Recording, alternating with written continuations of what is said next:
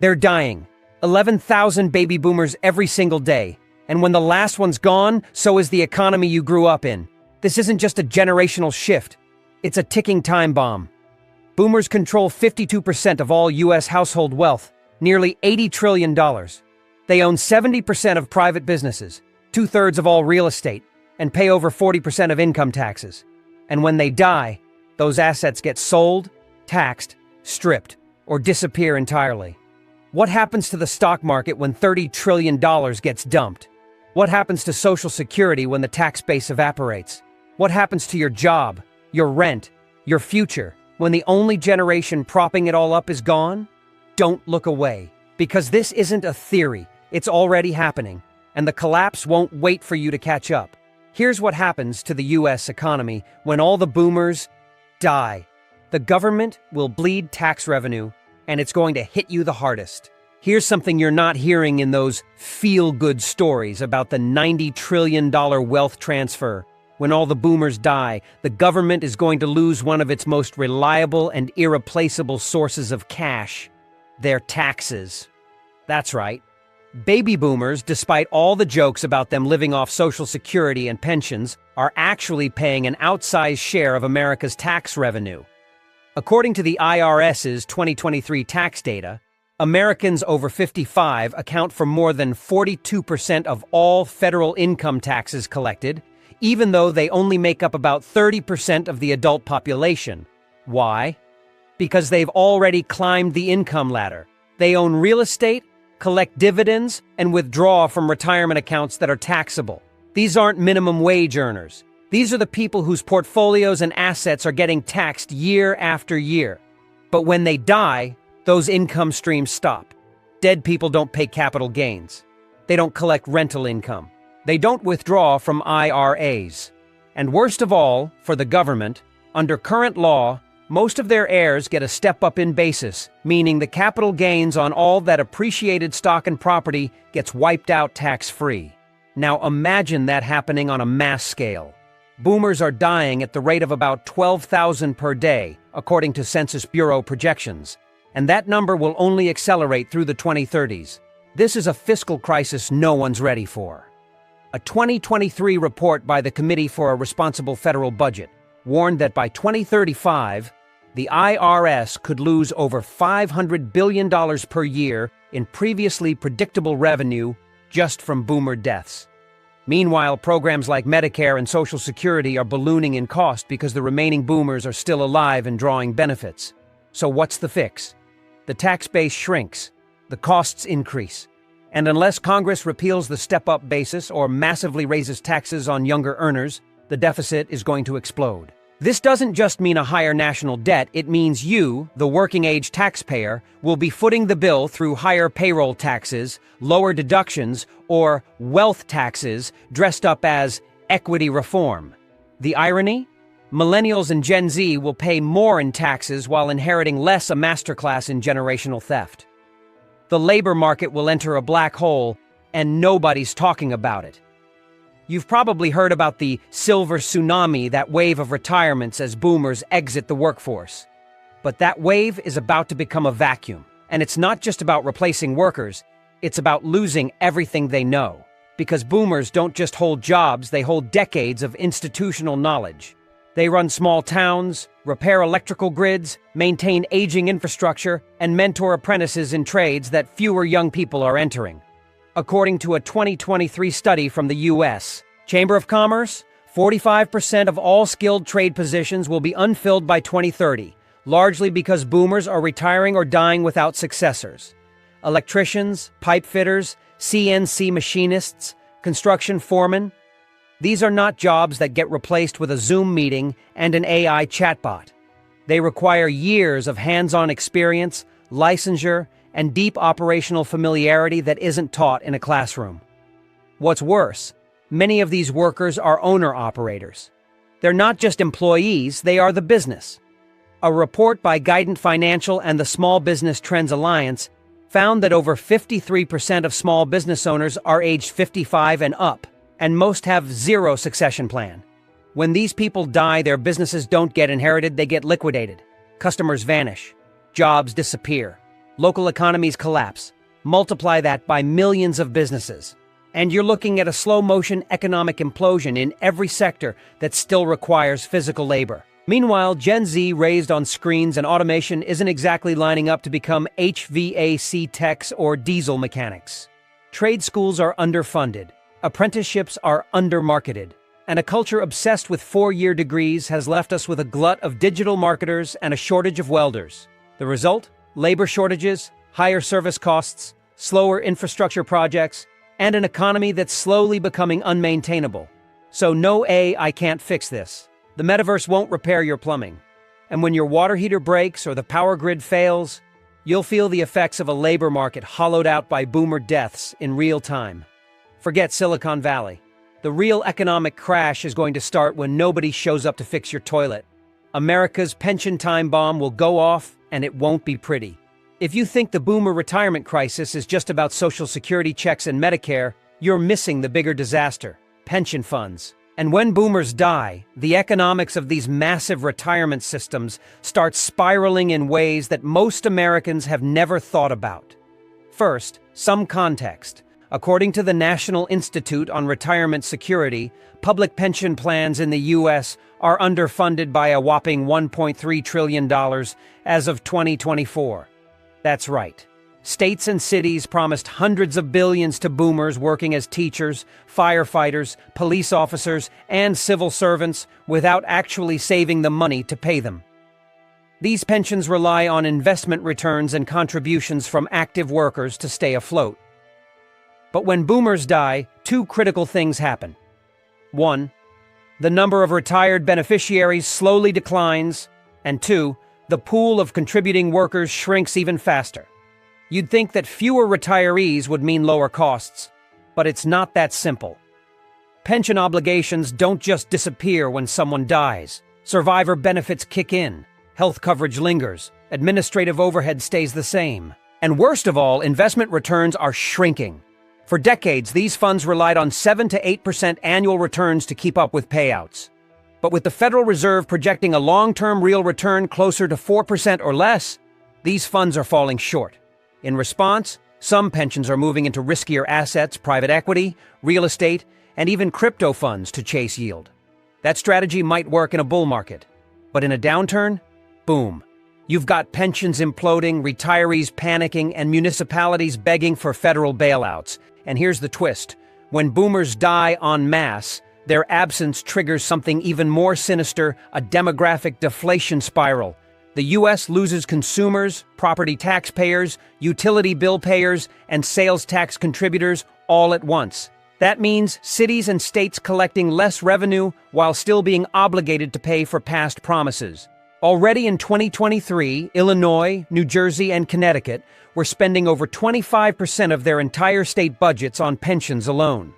When the music stops, cities will either gut services/pensions or raise taxes to insane levels. None of those options are sustainable.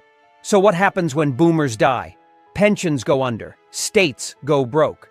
And a lot of public workers, Gen X, millennials, find out the retirement they were promised doesn't exist anymore. The consumer economy will collapse in slow motion because the boomers were the last great spenders. You've heard that millennials are killing industries, right?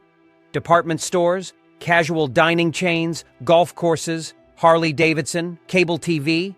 And now, thanks to their obsession with low spending and high debt, millennials are set to kill something even bigger: the entire consumer economy.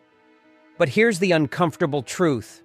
It's not really their fault. The reason these industries are dying is because boomers were their only reliable customers, and those customers are starting to disappear permanently. Baby boomers didn't just accumulate wealth, they spent it.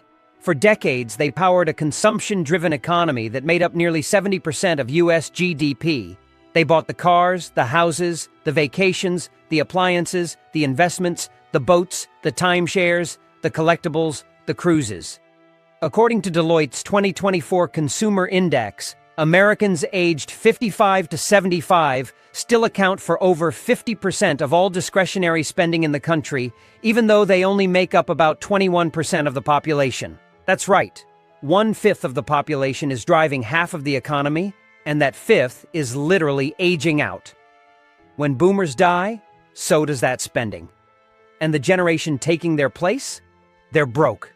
Millennials and Gen Z have less homeownership, less wealth, more debt, and lower real wages than any generation before them. According to the Federal Reserve's 2023 Consumer Finances Survey, the median net worth of households under 40 is $44,000.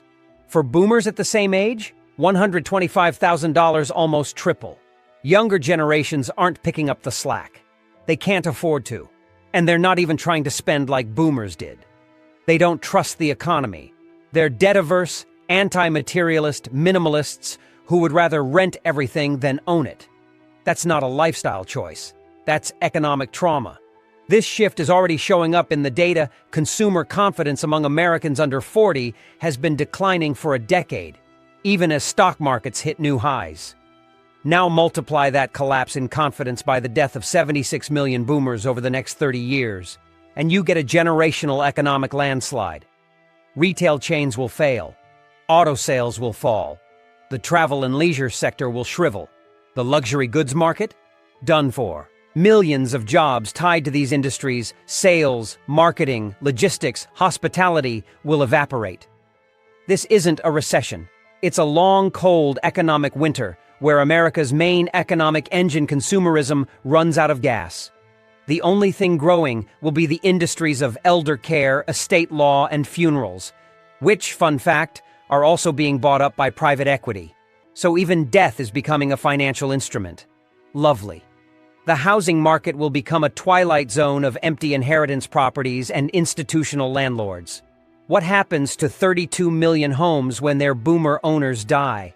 That's how many residential properties are currently owned by Americans aged 60 and over, according to the National Association of Realtors. That's nearly a third of all housing in the country. So what happens when that housing gets passed on to children who can't afford the upkeep, don't want to live there, or already own homes themselves? The answer is a kind of real estate zombie apocalypse, millions of empty homes, scattered across the country, slowly deteriorating, waiting to be flipped, rented out, or auctioned to the highest bidder. But let's back up. Boomers didn't just own homes. They bought them when prices were low and interest rates were sane. They've ridden a multi-decade housing boom and are now sitting on $18 trillion in home equity, according to Zillow's 2024 Housing Wealth Report. They've refinanced at 3% interest rates, paid off their mortgages, and now hold real estate that's become too expensive for the average American to buy. And when they die, that wealth doesn't automatically trickle down. It gets tangled up in probate court, reverse mortgages, unpaid taxes, and inheritance fights. Worse, it often gets dumped onto a real estate market that is already frozen solid. The supply of available housing is the lowest it's been in decades.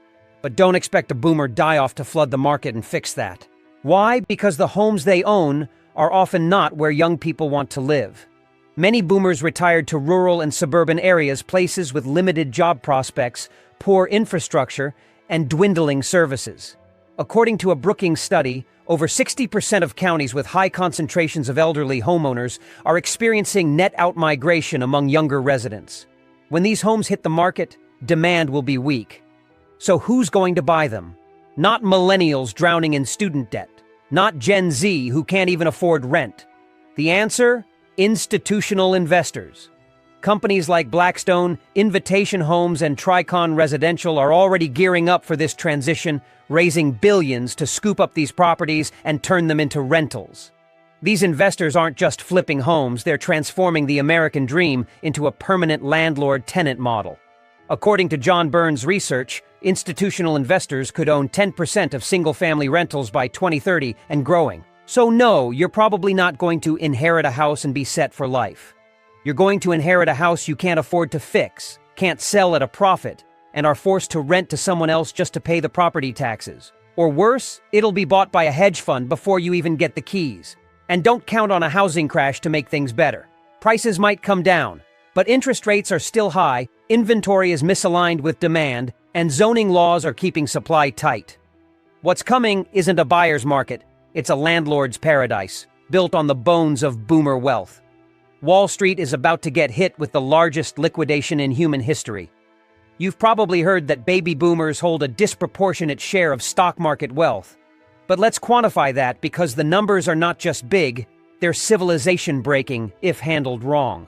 According to the Federal Reserve's 2023 Survey of Consumer Finances, Americans over 60 own 63% of all U.S. stocks by market value. That's roughly $29 trillion in equities. These aren't just retirement account holdings. This is concentrated in brokerage accounts, trust funds, corporate shares, and mutual fund positions. Now here's the problem. Dead people don't trade stocks, and their heirs often don't want to either. Most inherited portfolios get sold off. Why? Because people want cash, not Apple stock. They need to pay off debts, buy homes, or split the assets with siblings. Or worse, they have no idea what they're doing and just hit sell all in a panic. According to Vanguard's own internal analysis, more than 70% of inherited portfolios are liquidated within 18 months of the benefactor's death. Let that sink in. When boomers die, trillions of dollars in stocks, many of them long-term, tax-optimized positions, will be dumped on the market in chaotic, uncoordinated waves. It will be the largest liquidation of financial assets in human history. And Wall Street is not ready. What happens when you sell too much of a stock too quickly? Prices fall. Not because the company is worse, but because supply outpaces demand. Multiply that by millions of retail liquidations, all happening across hundreds of tickers, many of them blue-chip dividend stocks that have formed the bedrock of retirement portfolios. The price floor vanishes. Dividend yields spike. Volatility increases. The Federal Reserve has quietly acknowledged this risk in internal stress tests, warning that demographic-driven equity drawdowns could threaten pension solvency, consumer confidence, and even banking liquidity. When boomers retire or die, they stop accumulating shares and start selling. This turns the decades-long bull market tailwind into a demand-side headwind that no amount of quantitative easing can fix. And don't count on millennials or Gen Z to buy the dip. According to FINRA's 2024 investor report, under 40 investors hold less than 4% of the market and are already stretched thin.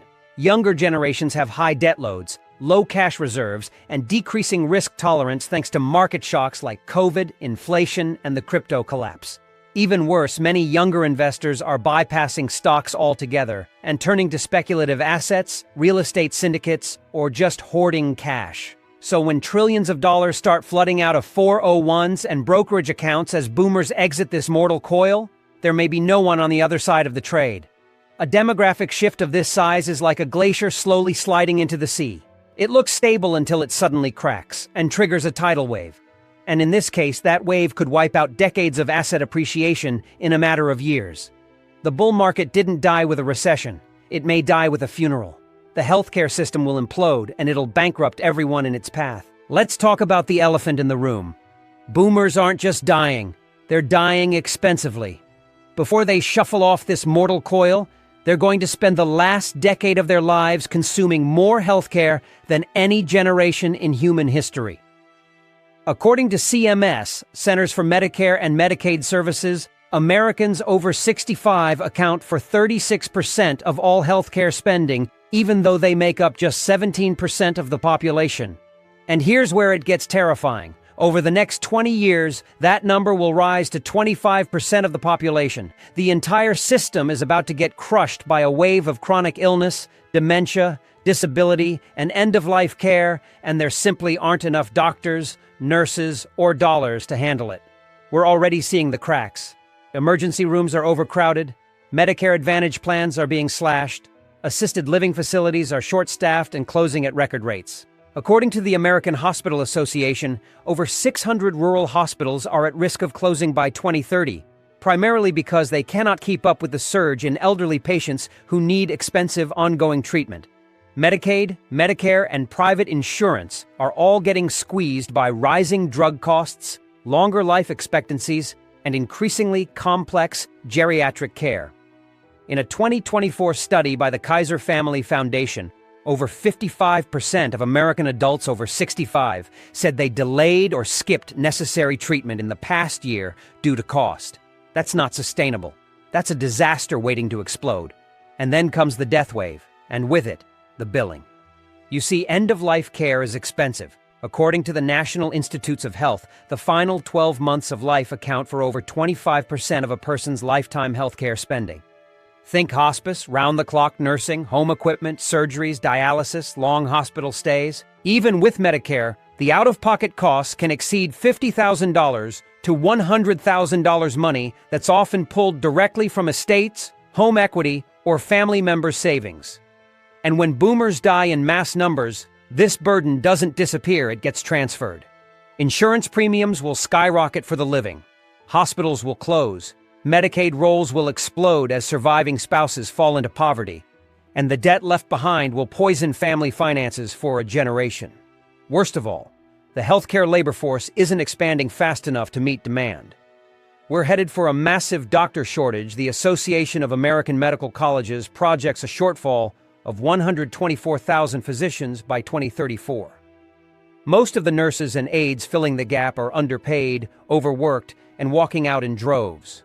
The system is held together with duct tape and prayer, and once boomers enter their final decline, it won't be a gentle fade. It'll be a body blow to the economy, the healthcare sector, and every family trying to survive the fallout.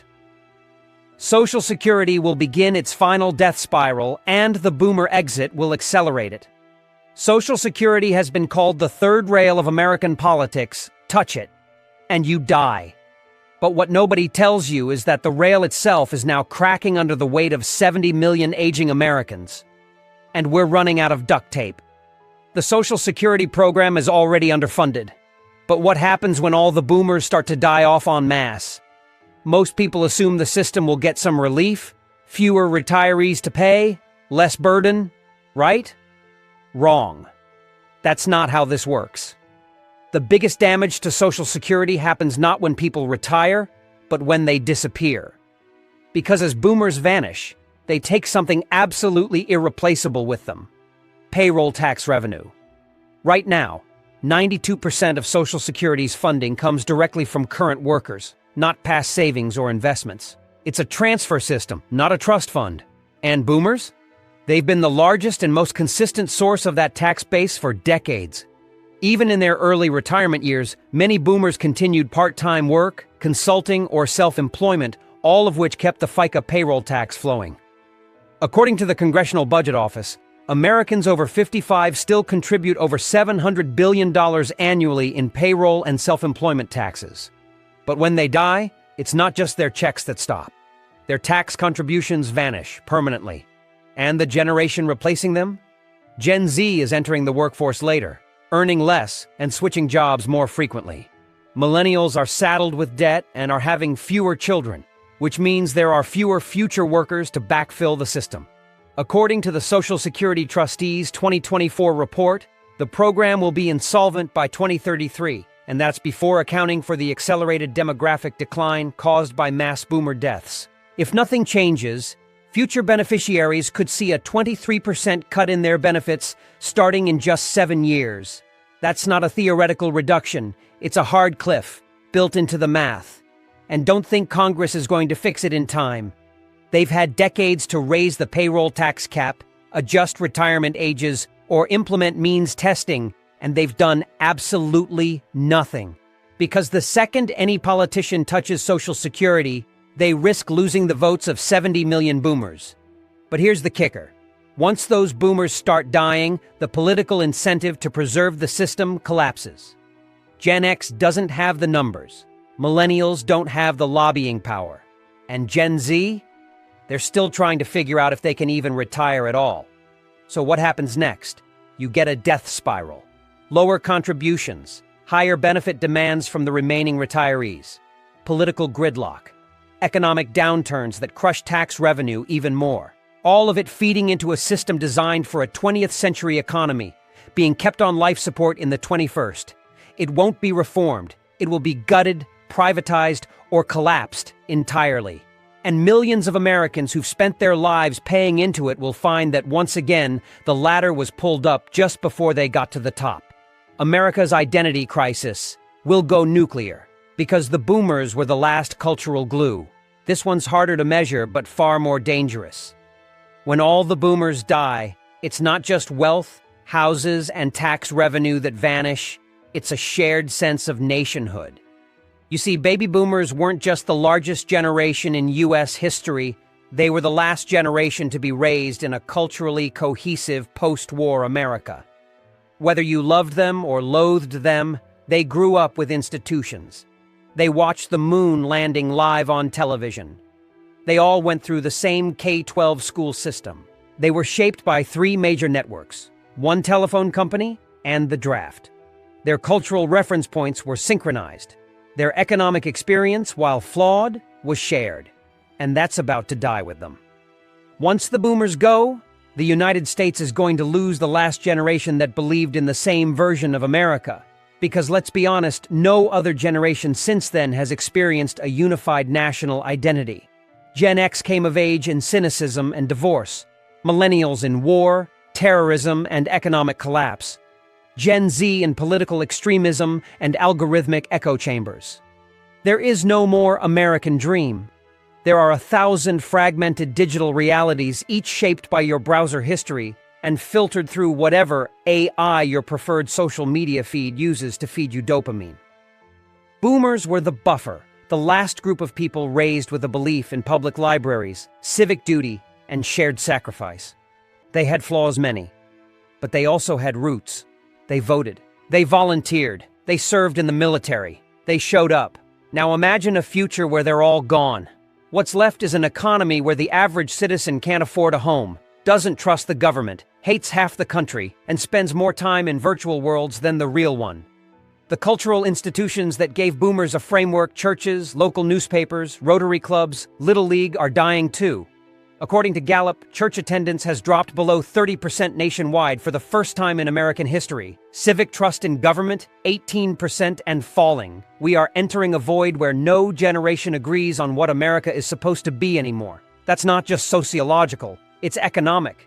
Because a nation that doesn't believe in itself doesn't invest in itself. Political gridlock gets worse. National debt becomes unfixable.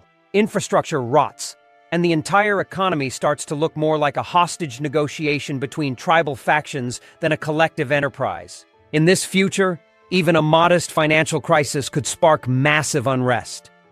You think the student loan protests were intense? Wait until tens of millions of disillusioned adults realize that there's no social contract left at all. The boomers may have had their faults, but they also had faith in the system, in growth, in stability.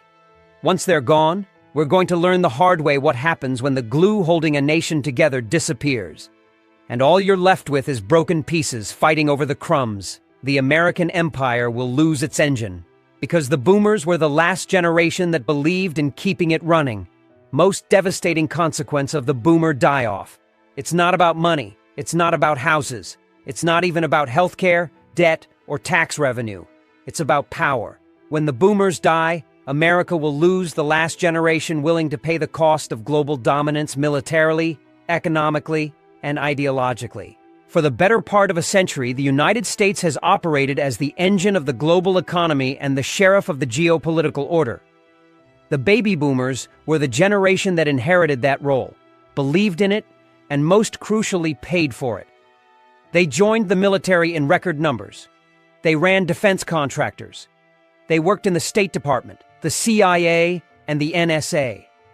They showed up to vote for politicians who expanded the national security apparatus, signed the checks for NATO, and funded every aircraft carrier and missile silo from Guam to Greenland. They believed, whether rightly or wrongly, that America should be the world's leader. But their kids, their grandkids, they don't want to be the empire's janitors. According to Pew Research's 2023 survey, less than 35% of millennials and Gen Z support continued U.S. global military leadership. More than half believe America should focus on domestic priorities.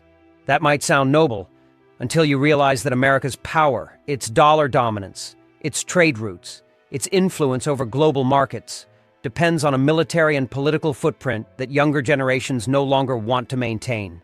And it gets worse. Because the boomer-funded global system isn't just a defense budget, it's the dollar's supremacy. The post-World War II world was built on the idea that the U.S. would be the safe, stable, never-failing center of global commerce. That's why 88% of global trade still flows through the U.S. dollar. It's why our treasury bonds are the backbone of international reserves. It's why, when the world panics, capital still rushes to the US. But take a hard look at who owns that global trust. It was built by generations that trusted institutions, believed in long-term security, and voted to maintain the illusion of endless strength. When boomers die, and the debt explodes, and the military shrinks, and domestic unrest boils over, the rest of the world is going to ask a very dangerous question. Why are we still letting this place run the show? That's how empires end. Not with a bang, but with a slow unraveling of belief.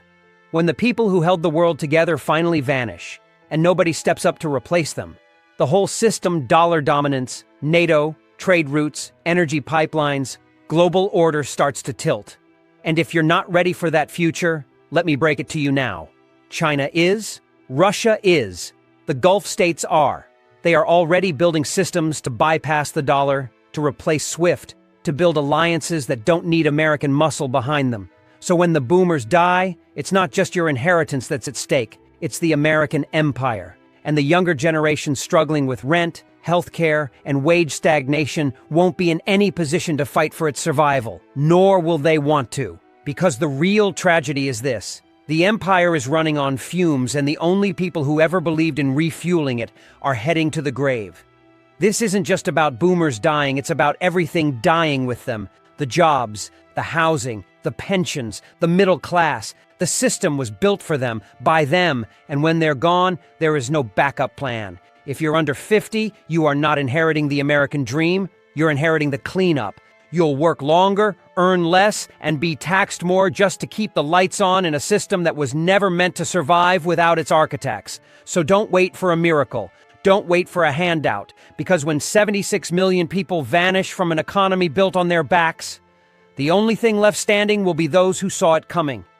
If this opened your eyes, subscribe. You're going to need every piece of truth you can get.